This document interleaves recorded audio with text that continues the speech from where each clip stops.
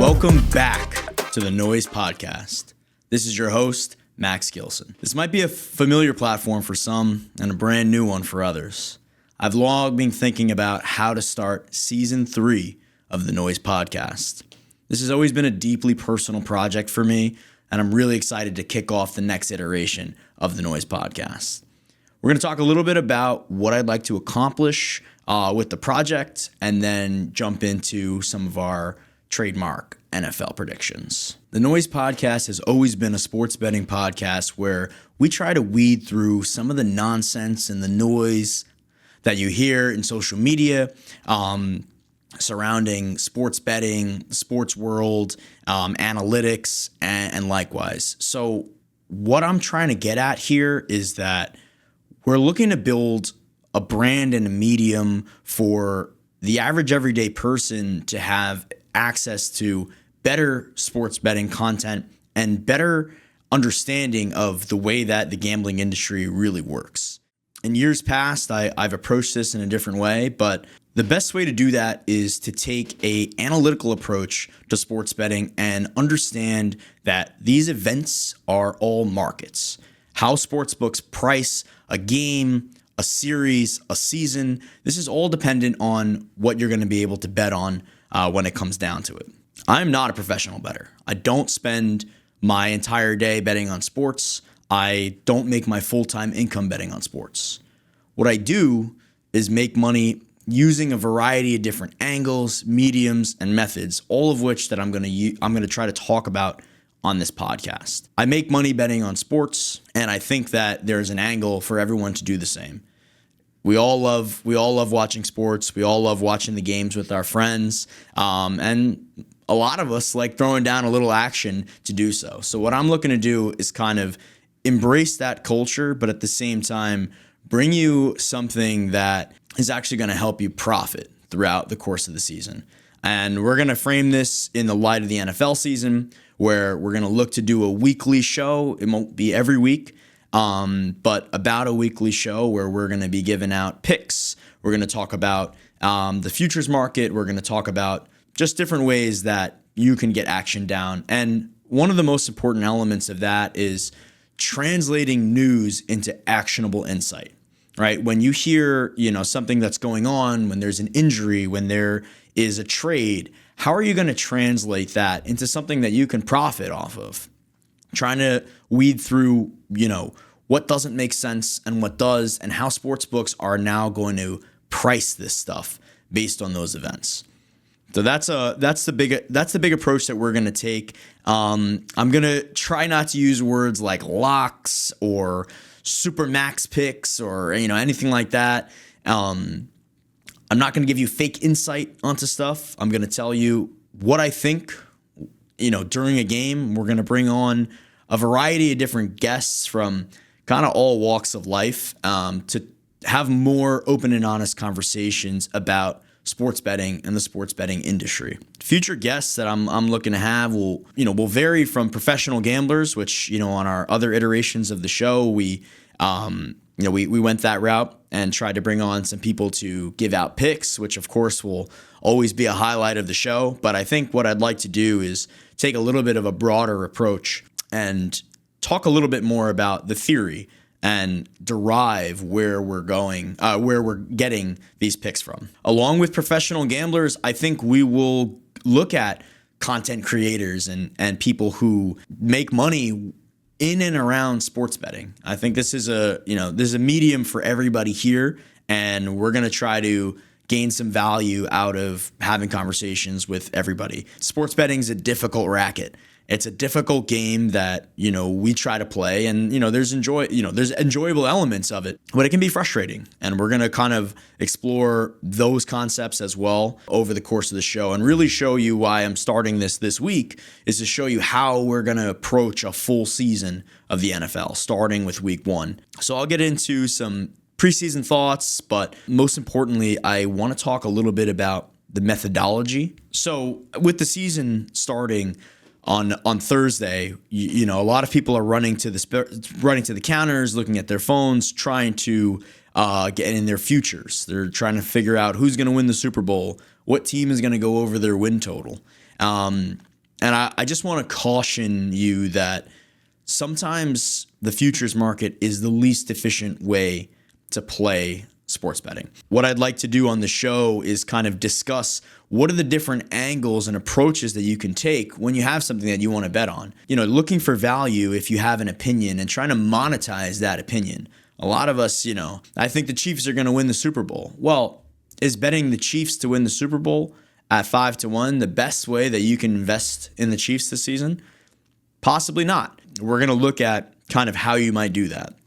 So a good example here is the AFC West, right? The Chiefs have been, the stalwart of that division. They've won it 10 straight times, right? You have up and coming teams like the Broncos, like the Chargers. So what we'll do that's really important for approaching a season and understanding what you're doing is optimizing the schedule, understanding what are the ebbs and flows of the NFL season, and kind of where to position yourself to take on these picks. So looking at the AFC West, right, you're starting with a couple of give me games for the Broncos. And this is what I've kind of taken a small position on, the Broncos to win the AFC West. Now, that doesn't necessarily mean that I think they're going to win the West, but what I'm looking to do is create a position that gives us some equity in the upcoming weeks, right? With a week 1 start at Tennessee, hosting Tennessee, rookie quarterback, going into Indy with Danny Dimes, heading to LA with a big game against the Chargers that could have some division equity. And I think it's a pretty easy start for them. It's a good possibility that they're 3-0 come week 3. However, the Chargers and the Chiefs are going to play each other, right? I mean, somebody has to lose. And I think, the Chiefs are going to get a Super Bowl rematch with the Eagles during week 2, which could end up being a coin flip game. Now, of course, Denver has a couple tougher matchups, right, with Cincy and Philly in weeks 4 and 5. But then looking past that, right, you have at the Jets, hosting the Giants, and hosting Dallas. Again, this is a stretch that they could win all those games, and it really wouldn't surprise me all that much if, we're looking at a 6-2 or 5-3 Broncos team, going into that Houston game. So what we're looking to do here is utilize all the different ways that you can actually invest in that position, right? You can bet on sport. You can bet on a sports book, which I shouldn't have to tell you twice, but always shop around. Even if you're loyal to DraftKings, right, they might not have the best price on this. You want to be looking across the board to see what book is going to offer you the best price. And as well, you want to try to take a look at some of the other angles, right? We have P2P markets, exchanges, something like Kalshi is now legal, in the States. So great example of leveraging a different type of betting mechanism, right? Instead of taking this solely on a sports book as a future, I invested in shares of the Broncos to win the AFC West on Kalshi, thinking that not necessarily that they are going to win, but I'm going to get a better price on this in a couple weeks. So if I end up getting a better price on the Broncos, right, now I have this position that I could start to think about selling out of or buying into in a different way, right? So with the Chiefs, we've already noted a difficult game in week 2, right? They're going to host Baltimore, they're going to host Detroit, they're going to host Washington, and then play at Buffalo heading into their week 10 bye. So going into week 10, which is, over halfway through the season, you have a decent chance that the Chiefs are not in first place.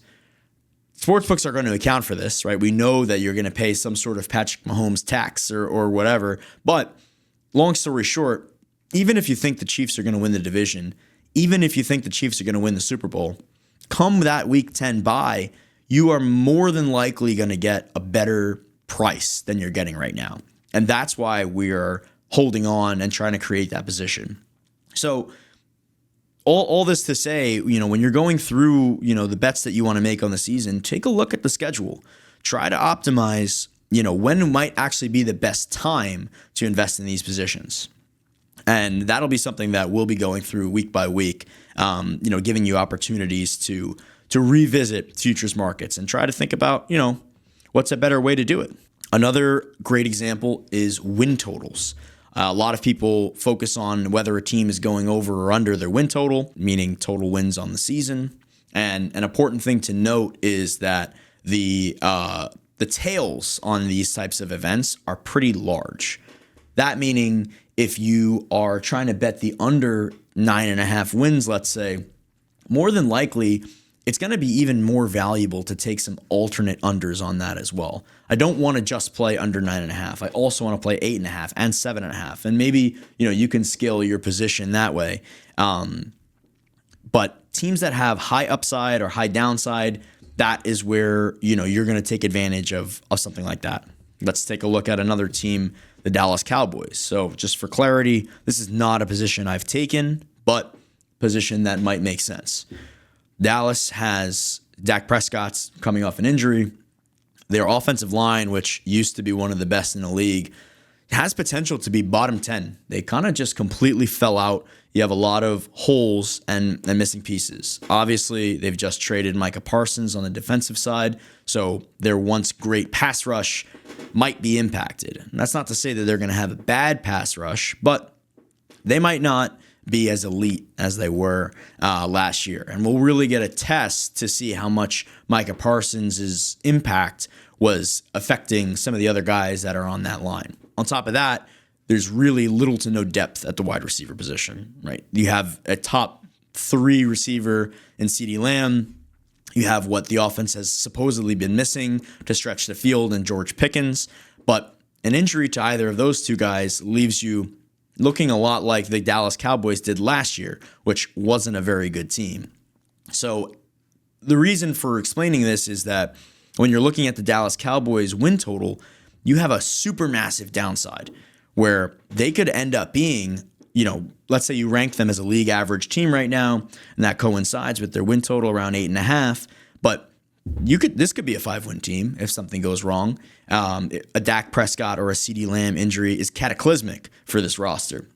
Not that you're going to predict an injury, but when you're looking at Dallas on a season-long perspective, right? You're looking down the line for that week to 12 to 14 stretch where they go Philly, KC, Detroit. That's going to be brutal.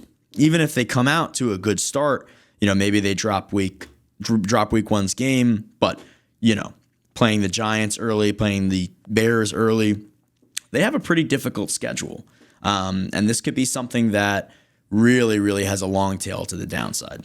So again, when you're looking to take your positions on a futures basis, don't just look at the numbers that everybody's talking about, right? It's very simple to say, oh, okay, well, the Cowboys are X price, they have X win total. It's easy to do that because it's simple to talk about. But if you really want to make money betting on sports, especially in the futures market where you're tying up your capital for multiple weeks or multiple months even, you want to look at what's the most efficient way you can do it.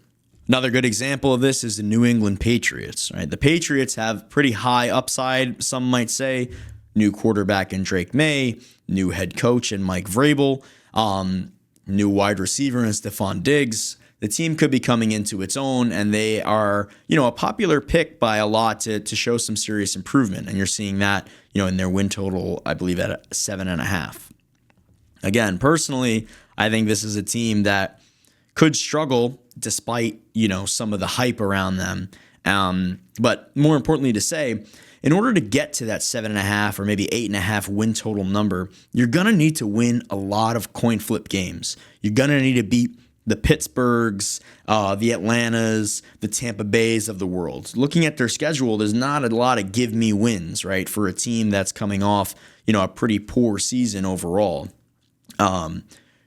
You might as well just bet those games, right? Why tie up your capital in a 7.5 win total for 4 months when realistically, the pivotal moments of the season. That, beating Pittsburgh in week 3 at home is pretty critical for you to get to that win total. Just bet that game, right? And you can even do a money line rollover where you're betting that game and then allowing yourself to take pieces off that position by continuing to roll over the money. And we'll kind of get into that in the later weeks when this stuff becomes relevant, and that will probably be something that I do with the Patriots based on how they look in these first 2 weeks. But that, those Pittsburgh and Carolina games, right before they go into Buffalo, those are key for them to to have a good season. And again, you can look at the other side as well. Let's say they start off hot. They win 4 games in a row before they go into Buffalo. Then they play New Orleans and Tennessee, right? If this is a 6-1 team, by the time we get to week 7, I don't think anyone would be all that surprised, right? And that'll really create a difficult position for the sports books where, they're basing most of their pricing off of the preseason pricing. That'll update, throughout the year as numbers change and as ratings change. And we'll get into that a little bit later. But realistically, you're going to create opportunities for yourself just by, analyzing the betting market at the beginning and then consistently throughout the course of the season. So betting on futures is not the only way that we're going to approach this season, and betting in general isn't the only way we're going to do it. There are a multitude of different games to play, contests to enter to try to make money during the NFL season. We really won't focus too much on your fantasy redraft, right? Although, start-sit questions and stuff like that are really popular. Not really something that I'm going to go down that path. But what we will spend a lot of time on is Survivor. I'll give you a live update on my Survivor entry. I have it entered in a couple different competitions that could end up being a nice payout for everybody. But I'll have a live Survivor entry that I will show you guys exactly what I'm going to do with that. And I'll probably do that through, social media clips as well. You have pick'em leagues where, you're just picking 5 games against the spread, and trying to play off of that. And that's a different way to approach betting on games rather than actually just putting your money up, because you're looking to differ yourself from the pool. So we'll talk about those two in tandem a lot, but specifically Survivor, kind of more of the game theory about it, not just, I think the Giants are good, I think they're going to win, talking about what we think the pool's going to do, what we think the majority of people are going to do, and trying to find a more creative way to go about this process. Because the most important thing for you to remember about Survivor is there's no point in getting second, right? If you lose in week 1 or you lose in week 10, it doesn't matter. So pay attention to the rules. Make sure you're understanding. If you're in the Circa Millions, right, you have weeks that you must pick someone on Thanksgiving. You must pick someone on Christmas. Other types of Survivor leagues have double weeks requiring 2 picks. So make sure you're aware of the rules before you go into it. And again, use that schedule optimizations that we're talking about to try to figure out what you might want to do. You don't have to stick to the plan. Everything is going to change. It is the NFL. We know that, we're betting on coin flips half the time, but try to get a plan together and have an understanding of what you want to do. The other medium that we're going to use is Daily Fantasy Sports, or DFS, and there is still time to join the Noise 2025 DFS contest. We currently have over 50 members in the league with a prize pool above $10,000. If you're not familiar with DFS, we run a weekly contest where you pick your lineup based on a salary cap and compete against the entire league.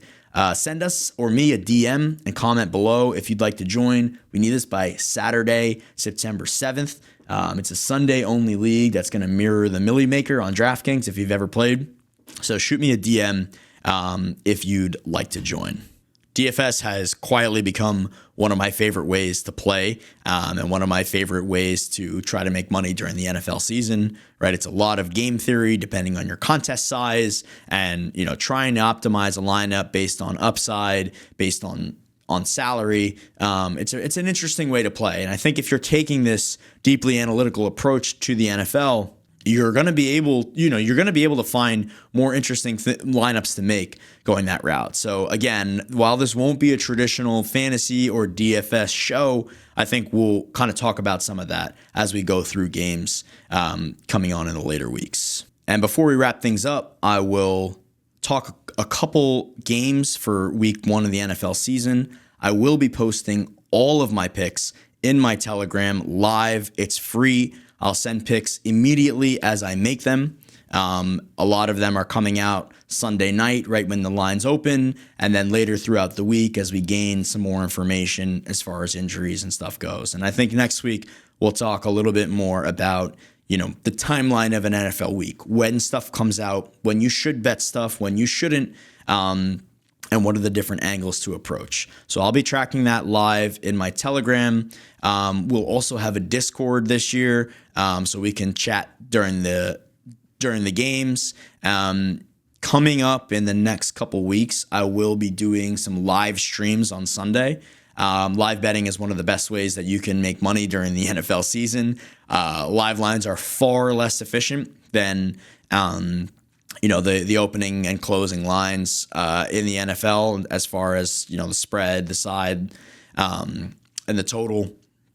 It's much easier to try to pick up some live spots. So we'll be doing that on Sundays. We'll talk through some props. We'll talk through some DFS. So that'll be going on, I think, starting week 3. We haven't decided that one yet, but that's coming soon. And we'll have a Discord that'll kind of pair with that so we can actually have some live interaction during the games. You can get my opinion. I can get yours, right? It's difficult for us to try to bet 10 games at once. So I think having a couple people live in the Discord, just chatting through games, that'll be a good way to approach it. And then of course, if you can't make it, we'll have the live picks being sent through the Telegram.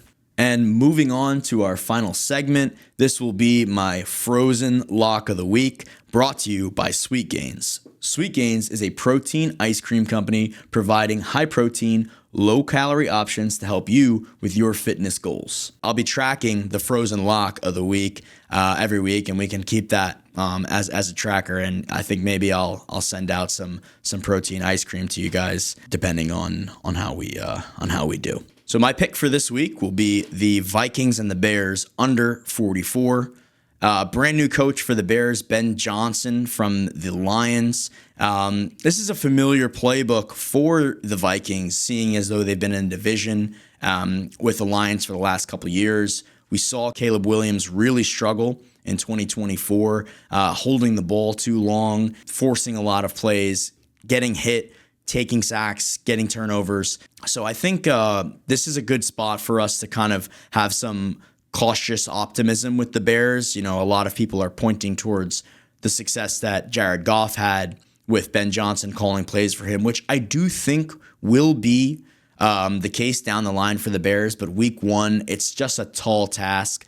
The Vikings defense is really good. Brian Flores is still a great coordinator. They have a decent secondary, but the trademark will really be getting pressure on the ball, disguising their blitz packages, and really confusing Caleb Williams as he tries to implement a brand new offense for the first time. So for that reason, I think the Bears, while they might end up being okay offensively, perhaps even in year 2 of the Ben Johnson project, I don't think that this is the time for us to run and start betting the Bears. And on the other side, right, for the Vikings, you have the debut of J.J. McCarthy. The Vikings' first-round draft pick in 2023 didn't play last year with I think an Achilles injury or so, an ACL injury. So he'll be making his debut. And, you kind of have a similar story, right, where you have 2 quarterbacks who are young, who have a lot of hype, who are athletic, with 2 head coaches that are known for being quarterback gurus and are known for implementing a unique offense. While that's the case, I just think that 44 is too high. I think we're expecting too much from these rookie quarterbacks to have it all figured out in week 1. So for that reason, I'll be playing under 44. I'll be releasing more picks throughout the week, and I might do some more videos as well, just to kind of talk through the logic of some of these. One thing that I do during the NFL season is aggregate a few different models. So some of my picks are derived from, professional models that I kind of piece together to, create my version of it. And I bet my props based off of those as well.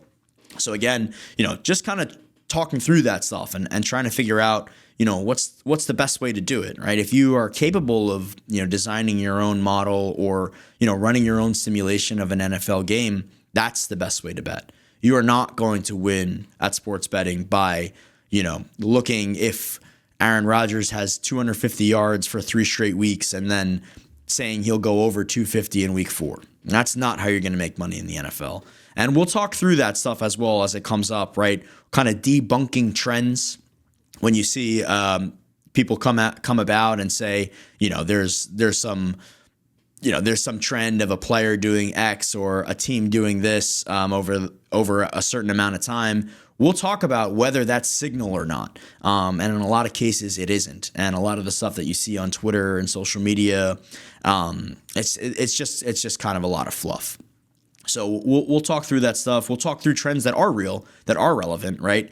Week 1 unders recently have been a trend that I think does have a signal, right? You have teams being increasingly lackadaisical in the preseason, right? So in years past, right, you had starters getting a bunch more reps in the preseason, and that got them prepared for week 1. And now with the extended season, with higher injury risk and all this stuff, a lot of teams such as the Rams, right, they barely even play in the preseason. They treat it like nothing. And then you get a tendency for the Rams, or in this case, Matthew Stafford, to kind of have a slower start to the season.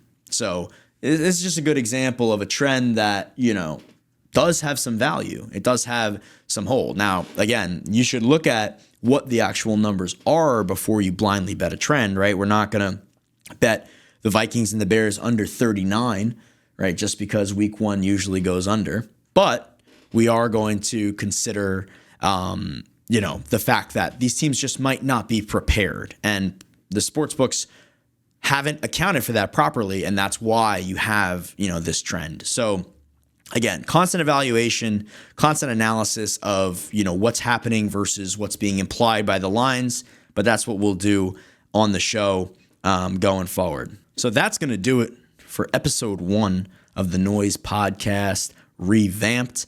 Thank you guys all so much for listening. We will have a lot more content coming out over the next couple weeks, and I'm really excited to take you on this journey that is an NFL season and give you a look under the hood about how we're going to go about making money this year. So thanks for listening, and we'll see you next week.